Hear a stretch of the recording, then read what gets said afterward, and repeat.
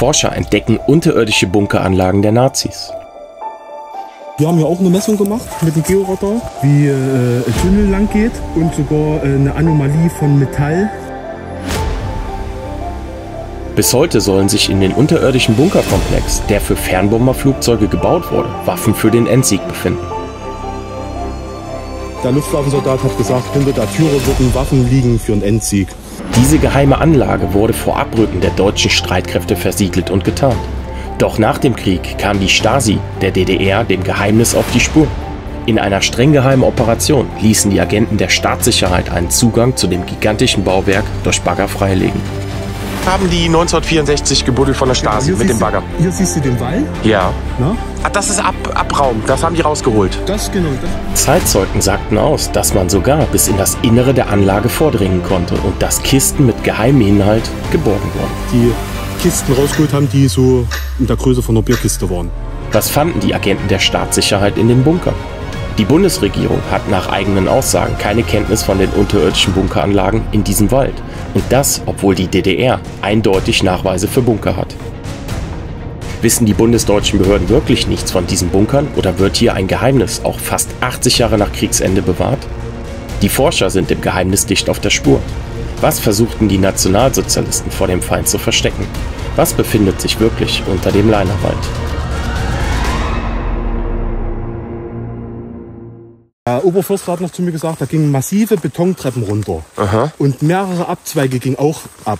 Aha. Ja? Also das heißt, man hat da tatsächlich ein altes Treppenhaus aufgegraben, Ja. 1964, Genau, das ist mit der Stasi oder über die Stasi. Ja, das ist dieser zweite Notausstieg. Ja. So, und da sind wir schon hier. Genau, hier siehst du die Stelle. Das hier. Hier haben die 1964 gebuddelt von der Stasi Genau, mit dem Bagger. Hier siehst du den Wall. Ja. Na? Ah, das ist Abraum, das haben die rausgeholt. Das genau, und das hat sich halt immer wieder mal gesenkt und da hat der Forst dann halt auch immer mal wieder Erde in den 90er Jahren nach der Grabung dann reingemacht wieder. Aha. Weil das halt immer wieder versackt ist. Und das war geheim damals von der Stasi, das ist nicht öffentlich durchgeführt das, was worden. hier 64 gemacht worden ist, war ganz geheim, war abgesperrt, großräumig, bewacht von der Bereitschaftspolizei. Da kenne ich auch noch einen Zeitzeugen, der hier das bewacht hat sogar. Der lebt aber nicht mehr, der hat dann noch beim Sicherheitsdienst gearbeitet. Und, Nach der Wende. Nach der Wende? Nach der Wende, ja. Na? Und man sagt, dass sogar in den 60er Jahren sogar die Amerikaner hier mit anwesend gewesen sein sollen, die das mit dokumentiert haben. Das ist für mich ein bisschen nicht nachvollziehbar, weil es ist ja Zeiten des Kalten Krieges. Ja. 64. Würde ich jetzt genauso sehen wie du, ja. Wenn man jetzt hier hochläuft, kommt man an die Schneise F und dann nach links kommt man an die Nachbarparzelle ist ja die 45 und das ist ja das Atomwaffenlager. Von den Russen? Von den Russen. Ach, hier war ein Atomwaffenlager? Ja, kann ich dir nachher mal oben zeigen. Ach was? Ja. Okay. Und daher vermute ich mal, dass die Sache dann sehr brisant war. Mhm. Ja, ja klar, wenn hier Atomwaffen liegen, ne? Ihre Atomwaffen liegen dort oben. Nicht, dass sie denen dann unterstellen, Sabotage oder, ne? Ja, klar. Ja, aber das ist hier die Stelle, wo 64 gegraben worden ist. Hat man denn da irgendwas rausgeholt? Na, man hat also von Zeitzeugen, weiß ich, von einem, der sagt, es wurde ihm berichtet, dass die Kisten rausgeholt haben, die so in der Größe von einer Bierkiste waren. Grüne Kisten mit Seilen dran. Also das heißt, man hat diesen Schacht bis unten aufgegraben und ist irgendwo in den Stollenbereich reingekommen. Ja. Das kann man sagen. Definitiv waren die drinnen in diesem Objekt und haben auch was rausgeholt. Und später wurde dann erzählt, so weiß ich das von den damaligen Revierförster, dass angeblich Gase ausgetreten werden. Aber keiner kann das, weder der Oberförster noch der Revierförster sagen, das stimmt nicht. Ja. Das wurde erfunden, damit die Leute hier nicht an der Stelle, dass da irgendwas wieder unternommen wird oder das zu schützen, haben die diese Legende ins Leben gerufen. Legende ins Leben gerufen mit diesem Gasaustritt. Ja. Und ich denke mal eher, wenn Gas ausgetreten wäre, da wäre es ja eigentlich erst richtig losgegangen. Dann hätten die ja richtig die Altlasten erst rausgeholt. Du musst ja wissen, wo es herkommt, ne? wo das Gas dann herkommt. Ne?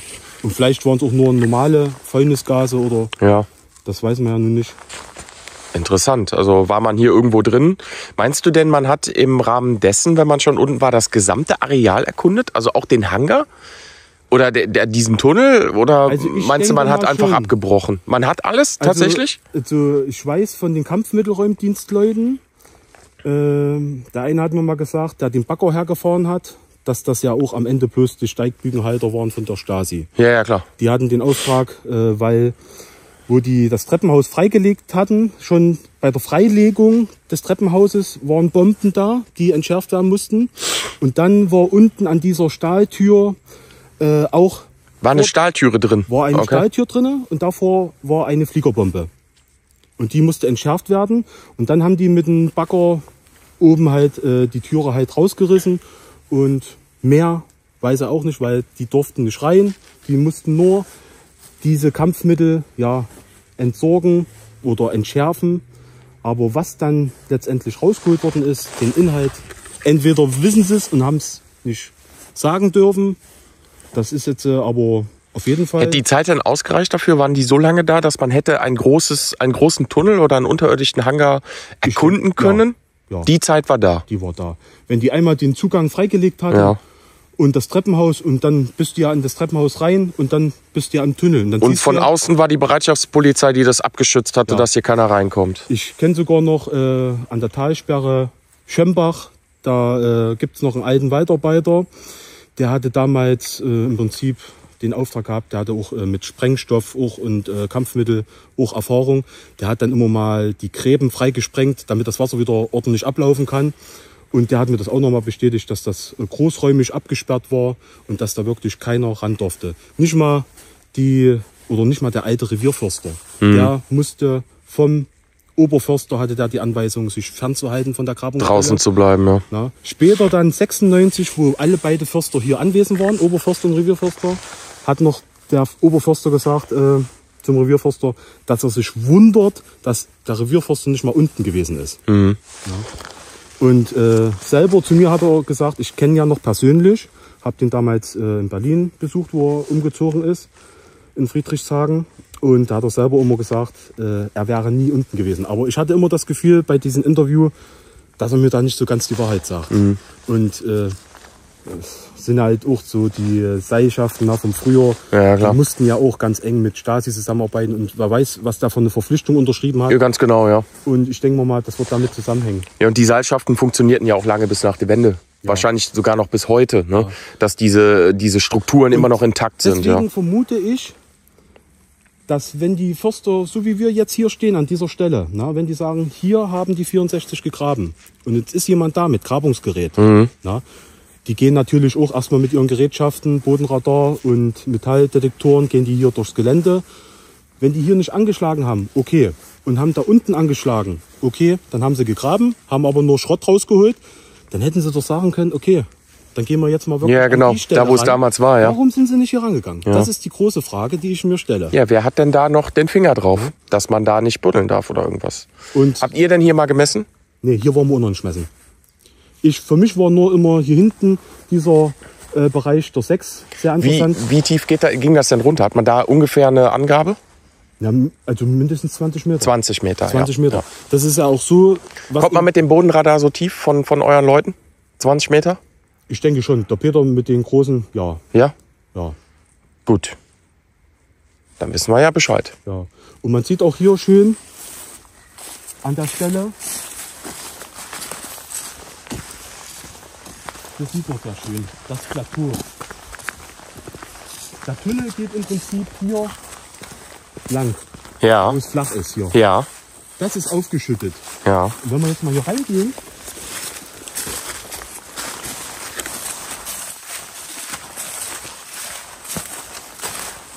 hier ist es noch schön deutlich zu sehen.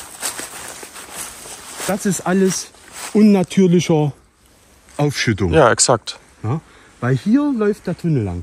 Im Prinzip könnte man sagen, der Baum, der jetzt den weißen Ring hat, die Markierung, Mitte. Das ist ungefähr der Mittelpunkt. Ja. Und wenn man jetzt gut, dann hier würde das ja passen, ne? Von hier dann nach darüber. Ja. Notausgang, das passt dort sogar. ist der Notausgang. Ja. Genau. Und auf der anderen Seite, auf der linken Seite halt dort, wieder. Ja, klar, genau. Und der ist noch unangetastet. Ja. Und das Kuriose ist, ich habe ja wirklich sehr guten Kontakt mit den alten Revierförster. Und der hat mir mal eine interessante Geschichte erzählt. Als er hier angefangen hat, durfte er sich nicht mit den alten Revierleiter in Verbindung setzen, der hier zur NS-Zeit tätig war. Und dem kam die Stelle, wo wir vorhin waren, auch immer mysteriös vor, was das ist. Und ihm wurde da erzählt, dort hätte man eine Grabung gemacht, um zu schauen, wie die Mächtigkeit des Kieses wäre. Also, ja. Und da hat er immer gesagt, also das kann dann, also das stimmt was ergibt nicht. keinen Sinn, das ja. macht an der Stelle überhaupt gar keinen Sinn, dort zu graben. Na? Und er ist sich auch schon immer sicher, dass, er hat mal, wo ich ihn damals kennengelernt habe, hat er immer gesagt zu mir, stecken Sie Ihre Nase nicht gar so weit rein. Also der hat auch viel, ist noch ein sehr ungelesenes Blatt. Er gibt auch nicht so alles preis, aber es ist halt noch der älteste. Ja, aber wäre ja auch mal irgendwann an der Zeit, weil jeder will mal irgendwann sein Gewissen erleichtern. Ne? Mir, wenn die Sache publik wird und rauskommt, was wirklich hier ist, dann ist es um den Forst geschehen. Und jetzt muss man ja vorstellen, na klar, das ist ein Mensch, der jahrzehntelang... Der liebt das hier. Der liebt das hier. Und der will ja nicht, dass das hier vielleicht mal ein touristischer Ort wird oder dass hier die Leute dann kommen und buddeln und mit Metalldetektoren hier rumrennen und die Natur stören. Aber ja, oder wenn die großen Baumaschinen ankommen, um das hier zu beräumen, weil das sind Altlasten, dann wo eine potenzielle Gefahr für die Umwelt ausgeht. Ne? Den Satz habe ich mir ja sehr gut eingeprägt. Und das fand ich schon sehr kurios. Und er hatte sein ganzes Wissen, wo er hier damals in den 50er Jahren angefangen hatte, von einem alten Waldarbeiter, der in Lohmar gewohnt hat. Und der hat immer zu ihm gesagt, die Parzelle 47, das ist hier hinten, da gibt es unterirdische Gänge. Ach so? Ja. Das hat er immer zu ihm gesagt.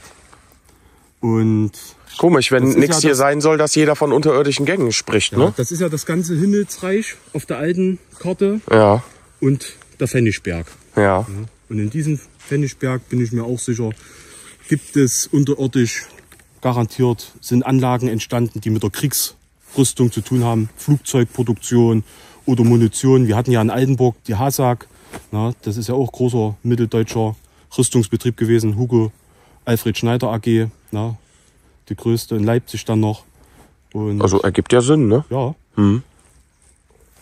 Ja, und das Ganze ist der Aushub. Da kann man, wenn man mal auf dieses Plateau geht, da hat man ungefähr eine Vorstellung, die Mächtigkeit und die Größe des Tunnels. Aha. Wenn das alles Abraum ist.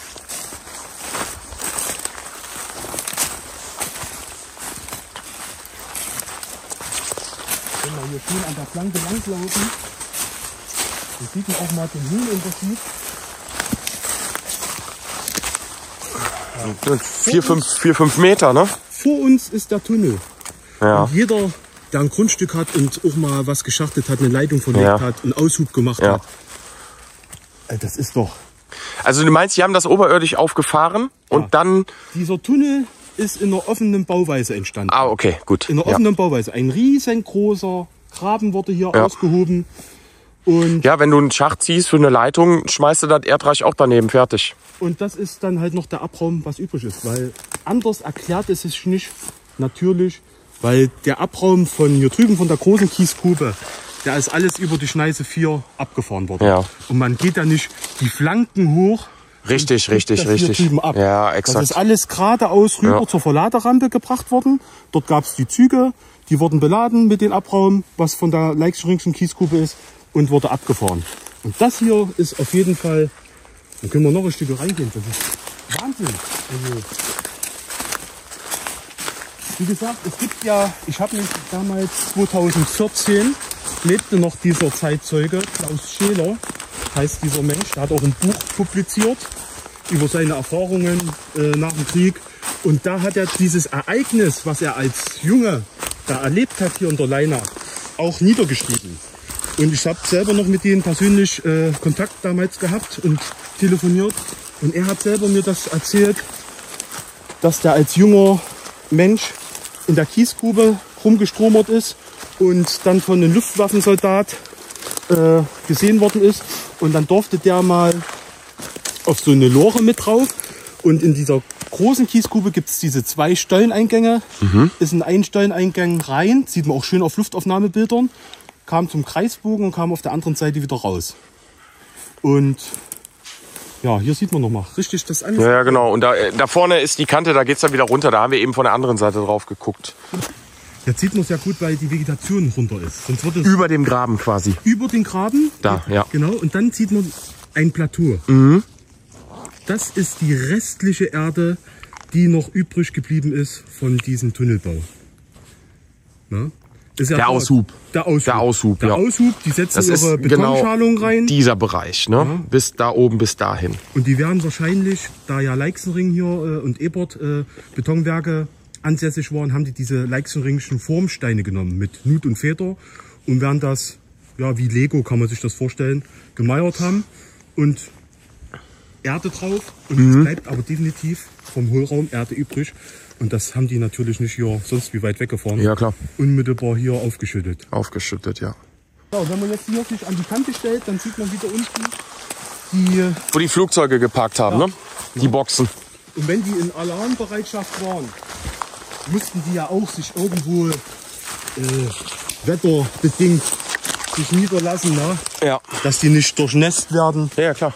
Und hier siehst du diesen Abraum. Ja. Das ist doch. Ja, das ist ja nicht natürlich. Also, Nee. ne? Dass auf einmal hier so runtergeht. Ne? Das ist hier vor uns. Hier unten drunter geht der Tunnel lang. Ja. Hier unten drunter. Ja. Ja, da haben die einen Teil des Aushubes halt.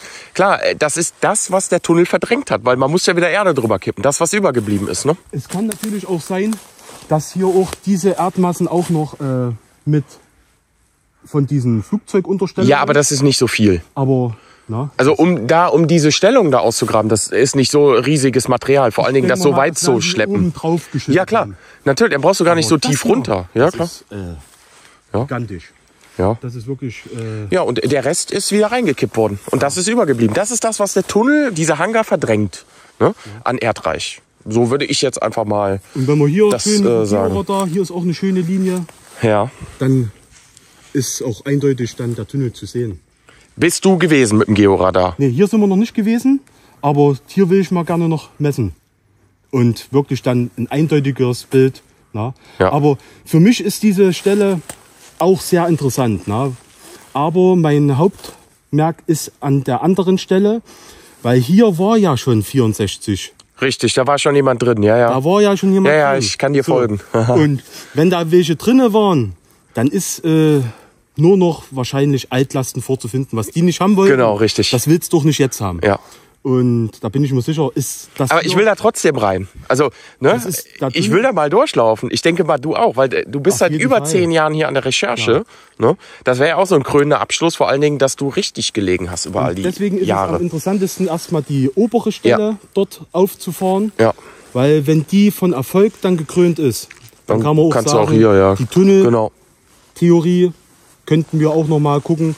Oder man hat es dann natürlich idealerweise vielleicht sogar von dort, gibt es vielleicht Gänge, die zu dem Tunnel auch führen. Wahrscheinlich, ne?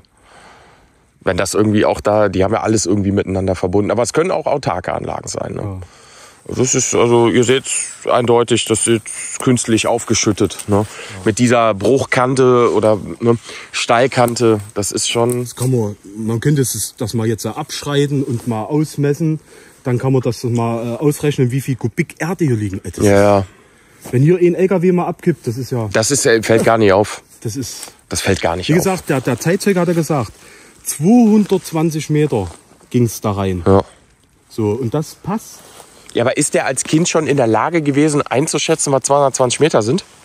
Also der Steg, im Prinzip der Mittelsteg, der die kleine und die große Kiesgrube verbindet, der ist 250 Meter breit. Ja. Und wenn der 220 Meter, schreibt er ja in seinem Buch, dann denke ich mal.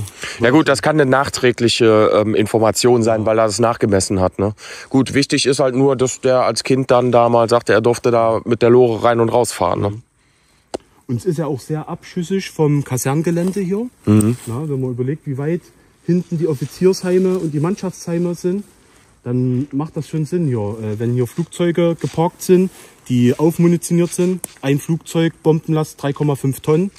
Und wenn da hier 20 Flugzeuge drin stehen und das mal 20, das ist ja schon eine immense Bombenlast. Ja, Also natürlich. Das muss Ja. geschützt werden. Und das macht auch Sinn, was der andere Zeitzeuge gesagt hat, dass die 5 immer von Soldaten bewacht war. Und das macht auch Sinn, dass oben dann diese Flakstellungen waren, na, damit man, dass dieser Hangar auch nicht bombardiert wird. Dafür gab es oben dann diese 3 Flachsstellungen, die schon abfangen sollten, bevor die im Anflug sind. Ja. Richtig. Ja. Ja. Und auf Ebene, wo wir am Anfang waren, dieser Splitterschutzgraben, ja, genau. wo dann auch noch Soldaten dort in diesem Bereich dann. Nahbereich Verteidigung und Personal für was auch immer. Wie gigantisch dieser Flugplatz war, zeigen Unterlagen. Dieser Standort war kriegsentscheidend. Von hier aus flog man Luftangriffe auf feindliche Verbände. Die Flugzeuge wurden in dem Wald vor der feindlichen Luftaufklärung versteckt. Diese Kampfstaffeln konnten ihre Flugzeuge direkt aus dem Wald starten, um diesen Flugplatz zu verteidigen. Bei einer solch wichtigen Anlage ist es nahezu ausgeschlossen, dass man keine unterirdischen Bunker anlegte, um die Waffen vor feindlichen Luftangriffen zu schützen. Ja, hier sieht man schön die Flugzeugunterstellung vom Jagdgeschwader 110. Das ist die Schneise 5. Da konnten die direkt hier rein und haben dann hier mehrere Parknischen gehabt. Ist jetzt natürlich alles links wie rechts versetzt für Splitterwirkung etc. Ja. Richtig. Ja. Und das war natürlich alles damals. Okay, und dann wurden die hier wieder rausgeschafft, hier zur Start- und Landebahn, Genau, die sich jetzt rechts befindet von uns. Auf den Zeltenweg hier wieder raus. Ja. Und dann dort vor die 5 und dann rechts auf die Rechts Stoppe. rein, ja. Also rechts befindet sich diese lange Startbahn, die wir gerade hatten. Wir sehen das später nochmal. Hier wurden sie geparkt, bewaffnet, munitioniert, was auch immer. Und dann sind sie da tatsächlich in die Luft, um dann zu jagen. Richtig. Ja. Das sieht man auch schön, wenn wir mal hier reingehen. In so eine, ja, auch hier auf der anderen Seite siehst du auch schön. Ja, ja, klar. Das ist die andere Zickzackkurs auch, da, ja. Ja. Ja, schön breit, dass das Flugzeug reingeschoben, reingefahren werden konnte und dann links wie rechts. Und Okay. es gibt ja auch Kritiker, die sagen, das wären natürliche Neander. Ach so. Wo ist dann das Wasser? Ja, ja, klar. Ja, Wo ist dann, also wenn es regnet, das läuft vielleicht mal hier runter. Ja, in die genau, Schneise aber macht und nicht geht sowas, rechts, ja. links runter, aber Ja. wie entsteht dann? ja, wir sind nicht in den Berge, ne? Also da müsste hier schon ein richtiger Fluss lang machen. Ja, und die Straße wäre halt nicht mehr da. Oder hier dieser Aber Ich Wirtschaftsweg. habe das auch schon gehört von Kritikern, dass die gesagt haben, nee, das sind natürliche Neander. Und Ja, klar. vielleicht mal ganz, ganz früher. Aber die Luftwaffe hat natürlich dann das genutzt, um Ja, die klar. Flugzeuge hier Ja. abzuparken. Ja. Und Dann mach ich hier auch noch mal an. zeigt dir auch im Prinzip durch den Bau des Luftschutztunnels, Ja. wenn du den in einer offenen Bauweise baust, einen Graben ziehst, das ist ein riesengroßer Graben, ne? Ja. Circa 250 Meter lang, Ja. ne? Und auch mindestens 10, 20 Meter tief. Also hier kann man es jetzt noch mal gut sehen. Ja. Hier ist eine Parkbucht. Richtig. Da hinten ist eine Parkbucht für das Flugzeug. Ne? So, zickzack geht's weiter. Wenn dann doch eins gesprengt wird oder einen Treffer hat, dass das nächste Flugzeug nicht in Mitleidenschaft gezogen wird. Ähnlich wie so ein Splittergraben, die immer zickzack angelegt sind. Ja, genau. So heißen die Splitterschutzboxen für Flugzeuge. Ne? Ja, also es ist ein riesengroßes Feld und dass das jetzt hier natürlicher Neander wäre, also dass sich das so auswäscht. Also wir sind hier nicht in den Berge, da würde ich dann sagen, könnte möglich sein. Ne? Also hier liegt Beton auch noch. Dieser Betonklotz, was der ist, wo der herkommt, weiß man nicht. Ne? Ich vermute mal, dass hier auch so eine Art kleine Baulichkeit stande, weil ich kenne Zeitzeugen, die mir berichtet haben, die sind früher vom Dorf Langläufer Niederheim nach Eidenburg ins Gymnasium gefahren. Ja. Und da sind die natürlich komplett über die Schneise 5 hier durchgeradelt. Und da sagte, dass dann hier auf der 5 Soldaten standen und da Wache geschoben haben. Okay. Ja. Und ich gehe mal davon aus, dass das vielleicht irgendeine Baulichkeit war, eine Sperre oder irgendwas. Muss es. Möglich, ja. Ja. Genau. Ja, also ihr seht das, wie das wirklich hier im Zickzack angelegt ist mit diesen verschiedenen Boxen, wo dann die Flugzeuge drin standen. Und hier oben rechts ist das hier schon, ne? Ja. Das ist unsere Start- und Landebahn, 333 Meter lang. Also die Sonne ist hinter uns im Süden, richtig? Das Ja. sieht man jetzt wunderschön. Ja. Und dann Geht's hoch, ja. Also Vollgas. gegen die Schwerkraft ein bisschen an. Ja. Schwerkraft nicht in die Sonne, sondern von der Sonne weg, weil natürlich Sonne blendet euch. Da ist der Pilot abgelenkt, geblendet, er sieht nicht alles. Aber hier kann er alles, und das würde prinzipiell ausreichen, 333 Meter, um das Flugzeug in die Luft zu kriegen. Kann man auch Also Jagdmaschinen, ne? Keine Bomber. Ja. 250 Meter, glaube ich, Ja. brauchen die, 300 Meter brauchen Ja. die. Ja, dann kommt das ja hin. Ne? Ist knapp bemessen, aber es reicht. Das reicht, ja. ja. völlig Ja. aus. Gut. Ja. Also das war jetzt in die Richtung eine Startbahn für, was für Flugzeuge? Focke-Wulf 190D oder Me 109. na, vom Jagdgeschwader. Vom Jagdgeschwader selber. Also das heißt, die Flugzeuge waren hier in den Wäldern abgestellt? Genau, und da kommen wir nachher noch dazu. Da zeige ich da mal die Unterstellung, wo die sich da im Wald versteckt haben, um sich zu schützen. Und von den Unterstellungen aus, wenn es hieß, ab in die Luft, sind die dann von hier. Also quasi, wo wir stehen, dann hoch. Hier Das schon war ist im Ende? Prinzip Ende. Ja. Ende. Das heißt, hier, wo wir stehen, wären die schon in der Luft gewesen. Richtig. Ja, und man sieht ja, also seit 45, man sieht, es ist tatsächlich sehr gerade, ne? Das sind 333 Meter exakt. 333 Meter? Exakt. Okay. Und das reicht für so ein Jagdflugzeug. Wenn man sich da beliest und schaut, was die brauchen für zum Starten. Ja, und der Baumbestand sieht man ja, das ist ja alles jung. Also das ist jetzt nichts, was 45 schon stand. Ja. Das gab es alles nicht. Ja, Alles, ja was genau. hier zu sehen ist, bis auf diese große Buche dort hinten. Ja, stimmt, die ist älter, richtig. Standen Jagdflugzeuge oder war das in die andere Richtung? Hier auf dieser Schneise, wo wir jetzt Richtung Norden laufen, wenn man jetzt bis am Ende der Schneise läuft, kommt man dann zur Hauptstraße, das ist die Peniker Landstraße. Und das ist, auf der Karte ist das die Schneise 9. Und dort standen hier alles voller Jagdflugzeuge. Mhm. Also war hier tatsächlich, anhand von den Luftaufnahmen können wir sagen, dass hier große Bewegungen der deutschen Luftwaffe stattgefunden hat für ihre also Jagdbomber und Jagdflugzeuge, ne? Oder Bomber und Jagdflugzeuge, was war das hier? Ne? Ja. Das war ja auch Jagdfliegerschule. Ne? Waren ja auch ganz, wie soll man sagen, gute, also mit den besten Piloten. Da war zum Beispiel, hier war ja die erste Gruppe vom Jagdgeschwader 110, der Kommandeur, das war Albert Falterbaum. Und der war ja berüchtigt für seine Überkopfflüge. Dass der an der Tribüne dann über Kopf mit der Maschine, mit dem Segelflugzeug, ist er noch bis 1961 ist er noch geflogen. Und dann ist er tödlich verunglückt, weil irgendein Gott sich da gelöst hat. Und das war auch, also waren wirklich. Und selbst Hermann Göring, weiß ich, war hier zur Kaiserszeit, muss er hier den Flugplatz gekannt haben. Weil da gibt es dann schon seit 1913. Und da gab es in Langläufer Niederhain einen älteren Herrn, der war auch Pilot. Der ist sogar mit denen mal geflogen, hat er gesagt. Mit dem Göring? Ja. Auch das Kampfgeschwader 3, was hier stationiert war, die dritte Gruppe, die wurde ja dann nach dem Polenfeldzug auch ausgezeichnet mit eisernen Kreuzen. Und da gibt es auch Aufnahmen, wo Göring auch hier war und dann die Auszeichnung da gegeben hat. Ja, hier sieht man nochmal schön. Jetzt, das hier ist die 5. Ja, die Flugzeuge, die hier standen, ne, sind hier über die F direkt in die 5 rein. Und dann konnten die sich rechts platzieren und links. Links, ja. Na? Und dann weiter unten ist dann dieser große Tunnel, wo dann die Mittelstreckenbomber Ju-88 geparkt waren. Hier sieht man die Schneise F. Und hier steht das ganze Jagdgeschwader. Hier, dann hier im Wald. Ja, da stehen sie. Ja, genau, da stehen die ganzen Flugzeuge. Und hier das Helle.